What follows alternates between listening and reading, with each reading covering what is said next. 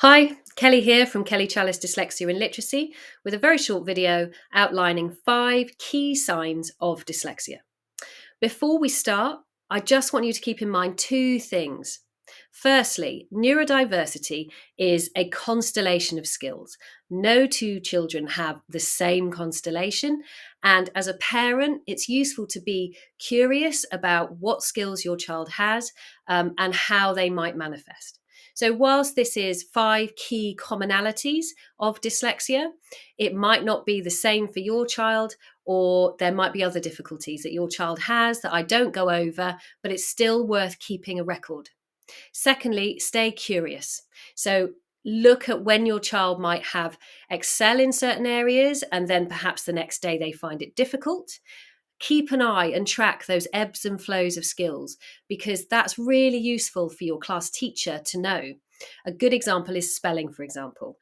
Can your child get 10 out of 10 on their spellings one day and the next 1 out of 10? Why? Ask yourself why. Is it tiredness? Could it be something else? And try and tick off those things until you end up with maybe some unanswered questions. And that's when it would be useful to kind of work with your school or go to your Senko. Okay, so 5 key signs of dyslexia. First one, getting started.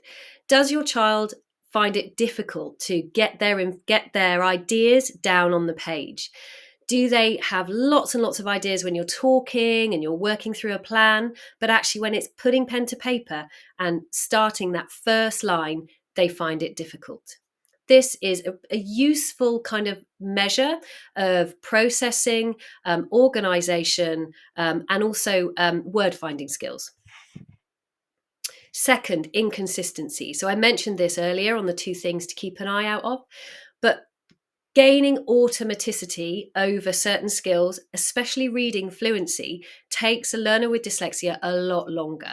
So you're looking for those inconsistencies. Are they able to read one word one day and not the next?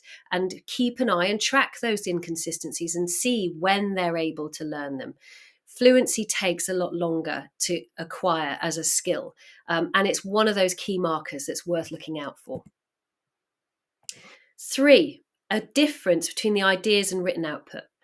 Does your child have some fantastic ideas and they're able to talk about them and they use really expressive vocabulary, but when they go to write it, they end up simplifying what they have to say.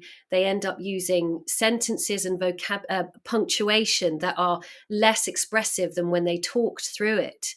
It's these key things. It's like a discrepancy between what they're able to talk and the ideas in their head and what eventually comes out of their arm, down their hand, and onto the page.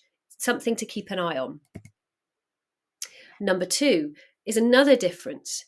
Are they able to, if you read a piece of text to them, be able to answer comprehension questions on that better than if they read it themselves and then answer the comprehension questions? Remember that automaticity. If you're spending more time looking at the structure of the word and breaking it down letter by letter, you're going to have less time and less kind of brain capacity to process what it's saying, to look at it for understanding.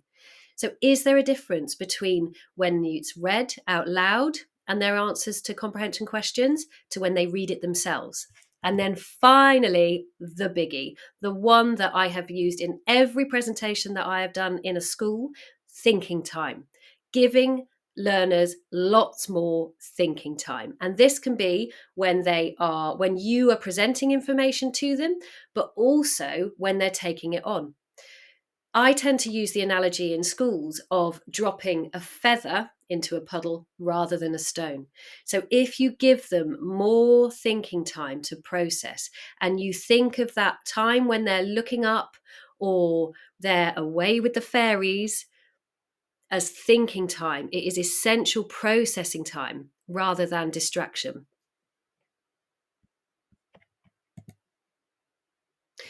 So if you have any questions about anything that I've said in this little video, please email me, go through my link on my website. Please like and comment on this video and share it if you think it would be helpful for anybody in your network.